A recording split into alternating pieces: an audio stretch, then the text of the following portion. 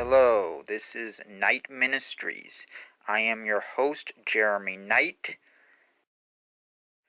Don't forget to stick around to the end of the video for a code word you can put in the comment section. Don't forget to like the video and enjoy the show. Okay. Hello, and welcome to another episode of a biblical debunking of flat earth and geocentrism. This is my 21st episode of this series. This will be my second to last episode of the series. And in this series, we will be focusing on... in this episode, we will be focusing on floodgates. I hope you enjoy this episode.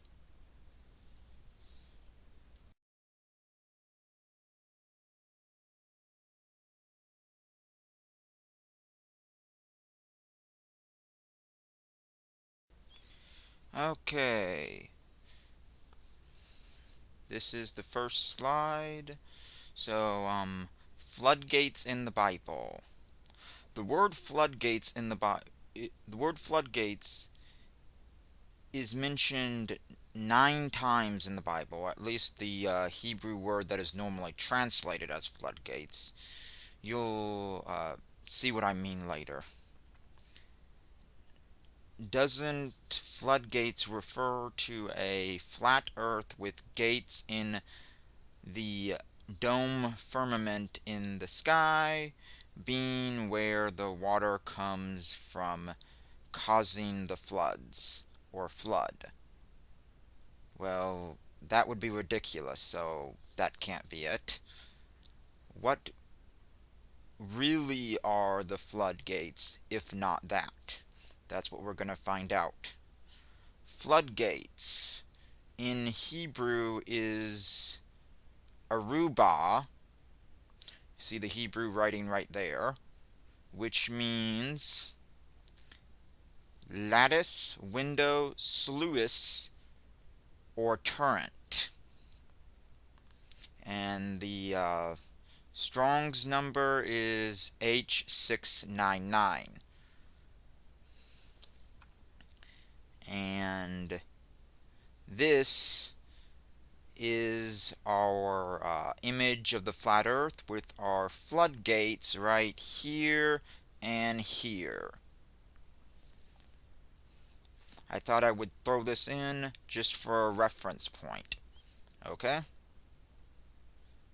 Yeah, that makes sense. Okay, now let's do some reading of verses in the Bible. Starting first with the first verse that we come across, of course.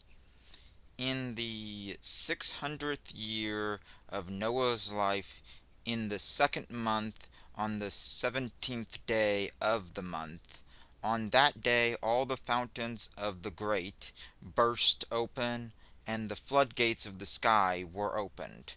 Genesis 7 verse 11 NASB. Also the fountains of the deep and the floodgates of the sky were closed, and the rain from the sky was restrained. Genesis 8 verse 2 NASB. The next one is the officer on whose arm the king was leaning to the man of God. Look, even if the Lord should open the floodgates of the heavens, could this happen? You will see it with your own eyes, answered Elijah, but you will not eat any of it. 2 Kings 7 verse 2 NIV. The next one is the officer had said to the man of God, look, even if the Lord should open the floodgates of the heavens, could this happen? The man of God had replied, "You will see it with your own eyes, but you will not eat any of it." 2 Kings 7 verse 19 NIV. And this is one of the verses I was talking about that uses the same Hebrew word but does not use the word floodgates in the verse. In the day when the keepers of the house tremble, and the strong men are bent, and the grinders cease, because they are few, and those who look through the windows are dimmed. Ecclesiastes 12 verse 3 ESV. Next verse, people will hear about the danger, and they will be afraid. Some of them will run away, but they will fall into holes and be trapped. Some of them will climb out of the holes, but they will be caught in another trap. The floodgates in the sky above will open, and the floods will begin. The foundations of the earth will shake. Isaiah 24 verse 18 ERV. Here's a few more verses. And this is another one of those verses that uses the same Hebrew word but does not have the word floodgates in the verse. And what do I see flying like clouds to Israel, like doves to their nests? Isaiah 60 verse 8 NLT. Therefore they shall be like the morning mist, or like the dew that goes early away, like the chaff that swirls from the threshing floor, or like smoke from a window. That's another one of those verses that uses the same Hebrew word, but it isn't translated to floodgates. And that was Hosea 13 verse 3 ESV. Bring the whole tithe into the storehouse, that there may be food in my house. Test me in this, says the Lord Almighty, and see if I will not throw open the floodgates of heaven and pour out so much blessing that there will not be room enough to store it. Malachi 3 verse 10 NIV. That's all the verses I could find that used the word that is being questioned here. Okay? Okay, let's talk about our explanations. In context, the Noah flood accounts is a polemic against other ancient Near Eastern flood accounts.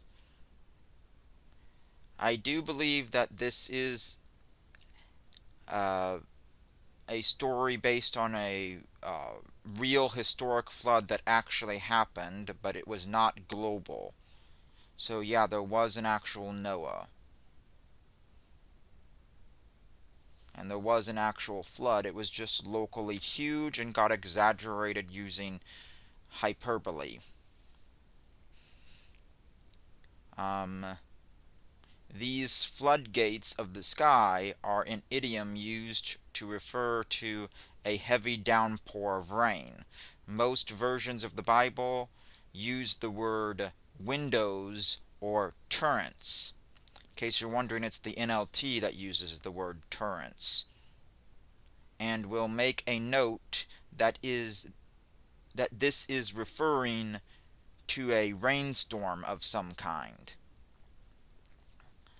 So as you can clearly see, this wordage, this phraseology can be used in a metaphoric way, You people do know what a metaphor is, what an idiom is. I really hope you do. If you don't, Google it.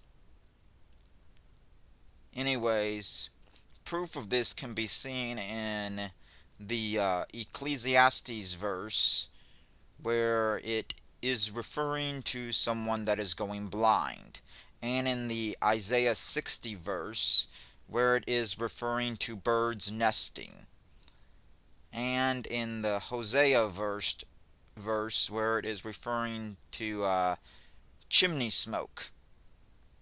So clearly, even though it's the same Hebrew word as in Genesis 7, it can be used in a metaphorical way or a figurative way. So clearly, floodgates of the sky is an idiom. I just think that's interesting. Okay? Okay, here we go with some more verses in the Bible that flat earthers claim are referring to a firmament dome. They're not, by the way. When he established the heavens, I was there. When he drew a circle on the face of the deep, when he made the firm skies above, when he established the fountains of the deep, when he assigned to the sea its limits, so that the waters might not transgress his command, when he marked out the foundations of the earth. That's the ESV version. The ESV translation. And let's look at the same verse but in a different translation. I was there when he established the heavens, when he drew the horizon on the oceans. I was there when he set the clouds above, when he established springs deep in the earth. I was there when he set the limits of the sea, so they would not spread beyond their boundaries, and when he marked off the earth's foundations. That's the NLT. That was Proverbs 8:27-29. Okay, those are our verses. Okay. Okay, here are our explanations. This is kind of a weird claim from the flat earthers, because this is another case where they want us to take poetry literally. This is another firmament claim, which is funny because even the KJV doesn't use the word firmament in this verse, but clouds. And the reason I mention the KJV is because a lot of these flat earthers are KJV onlyists. Most modern Bibles use the word expanse, not firmament. If you want a more detailed debunk of firmament, please refer to my previous videos, which will be linked in the playlist of this video's description. The foundations of the earth is some kind of symbolic idiom that refers to the mountains. I'll have more on that in a different slide, because there's a different version of this idiom that refers to something else. The fountains of the deep is clearly another symbolic idiom that refers to underground water sources. And the part about the horizon, A flat circular horizon 360 degrees around is exactly what we would expect to see on a globe Earth. So even the horizon proves a globe. Kind of interesting how that works. Okay? Okay, here we have verses in the Bible that refer to pillars. I think you know what the claim is going to be. Who shakes the earth out of its place, and its pillars tremble? Job 9, verse 6, ESV. And then we have two versions of the same verse. When the earth totters and all its inhabitants, it is I who keep steady its pillars. The earth and all its people may shake, but I am the one who keeps it steady. That's Psalm 75, verse 3. The first one was the ESV, and the second one was the ERV. Okay? Okay, here are our explanations.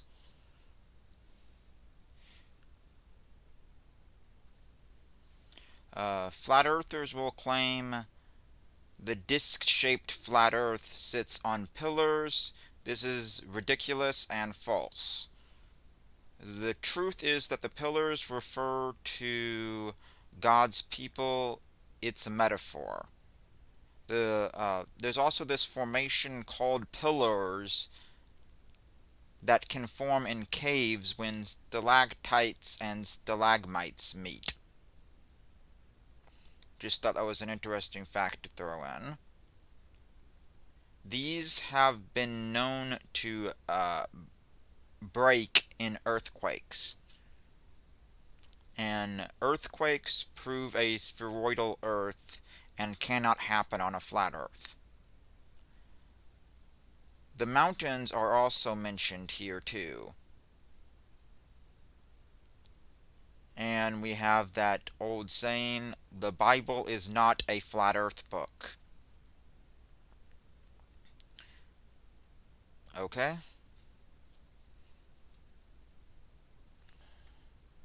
Okay, more verses about foundations of the earth again. I think you get our running claim by those people. Then the earth reeled and rocked. The foundations also of the mountains trembled and quaked because he was angry. Psalm 18, verse 7. For he has founded it upon the seas, and established it upon the rivers. Psalm 24, verse 2. He who flees at the sound of the terror shall fall into the pit, and he who climbs out of the pit shall be caught in the snare. For the windows of heaven are opened, and the foundations of the earth tremble. Isaiah 24, verse 18. That verse probably sounds familiar, because I read it earlier in this same video. Those were all from the ESV. Okay? Some explanations here. The flat earthers will claim that the foundations of the earth are what the pillars are sitting on.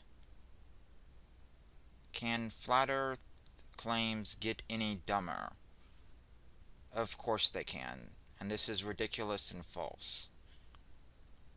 These verses are talking about earthquakes, which, as we all know, that earthquakes prove a spheroid Earth.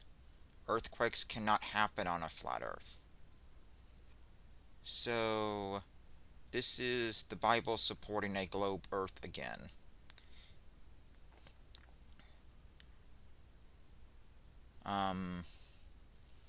This is the other thing that this idiom can refer to. The idiom refers to mountains, unless the word below is added, then it refers to the ocean floor. Okay, so yeah. Foundations of the earth is an idiom that refers to mountains, unless the word below is added, then it refers to the ocean floor.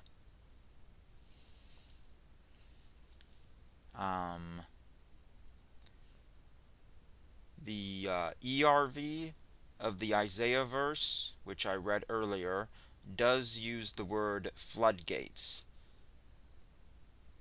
So that means that that verse is talking about an earthquake during a heavy downpour of rain. Okay? Okay, here's some miscellaneous verses that I need to read, because the flat earthers like to manipulate these verses too and make stupid claims about them, so I'm going to read them. Thick clouds veil him so that he does not see, and he walks on the vault of heaven. Job 22, verse 14.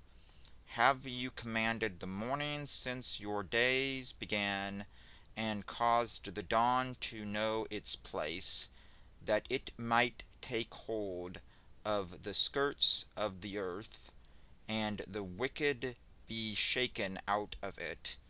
It is changed like clay under the seal, and its features stand out like a garment.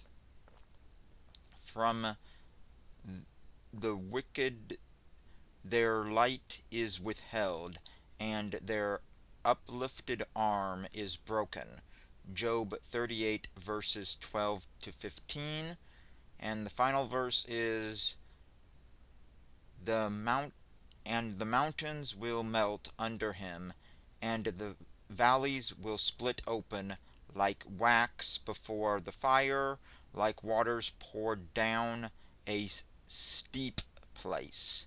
Micah 1, verse 4. Those are all from the ESV, and I think that is it, okay? Okay, let's talk about our explanations. These are more verses that I have seen flat earthers manipulate, but forget all the claims made about them. I have a very forgetful mind. The one from Job 38 is one that I have tackled before in a previous video about the flat earthers won't. It's one of the ones that the flat earthers won't shut up about. And that's why I'm giving it another go. Let's start with the Job 22 verse. It speaks of a vault of heaven. This is not speaking of a dome in the sky, because of course it isn't. I know this is the case because the word vault comes from the Hebrew word chug, and yes, it is pronounced chug, which can also be translated as a sphere, circle, circuit, and horizon. So, in this context, circle or horizon would be the better translation.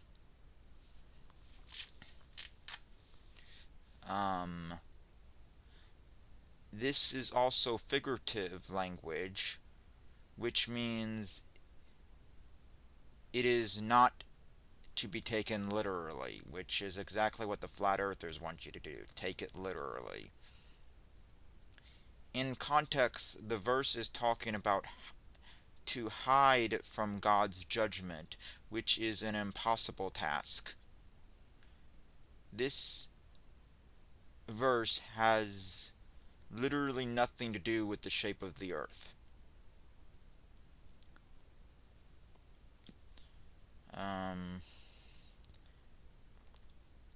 Yeah, I'm going to grab a slide from a previous video and insert it into this video, okay?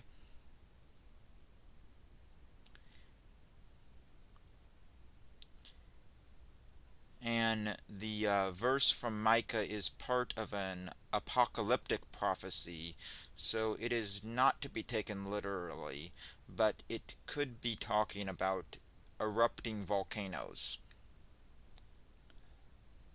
That's the best I can do because, in all honesty, I don't read Micah all that often, and I have no idea what the flat earthers are thinking about here.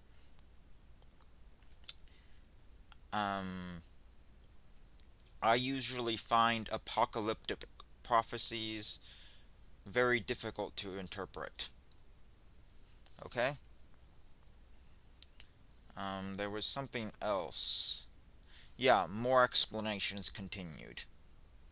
One thing I bet the flat earthers are not taking into consideration when reading Job is that the book is allegorical, and there is a story unfolding in Job. Part of the book of Job is framed in the form of a conversation between Job and his friends. In the 22nd chapter, it's Eliphaz talking, and Job starts talking again in chapter 23. Flat earthers seem to love taking verses out of context when they manipulate them to fit their false narrative of flat earth belief. If you read the verses in context, they'd know there is no flat earthism to be found in the Bible. The Bible is not a flat earth book. Okay? I said I would insert a slide from a previous video, and here's my slide from a previous video about the Job 38 verse. If you want to read the verse again from the NLT, you can, but I'm not going to.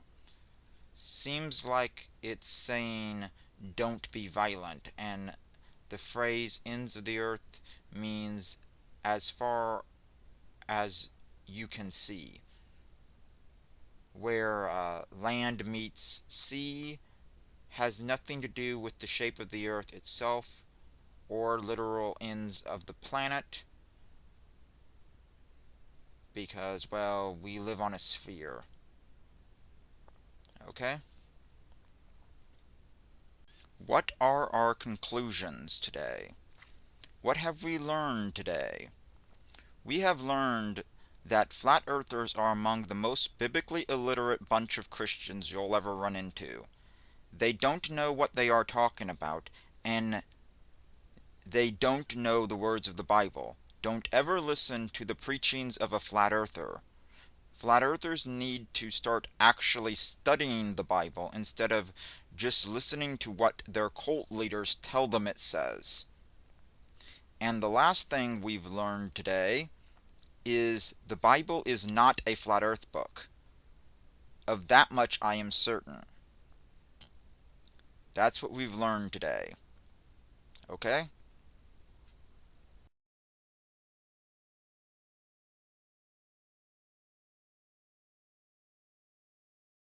Don't forget to like, comment, share, and subscribe, and ring the bell. And follow me on Twitter and join my Discord. This is Jeremy Knight, and I just wanted to say, see you next time.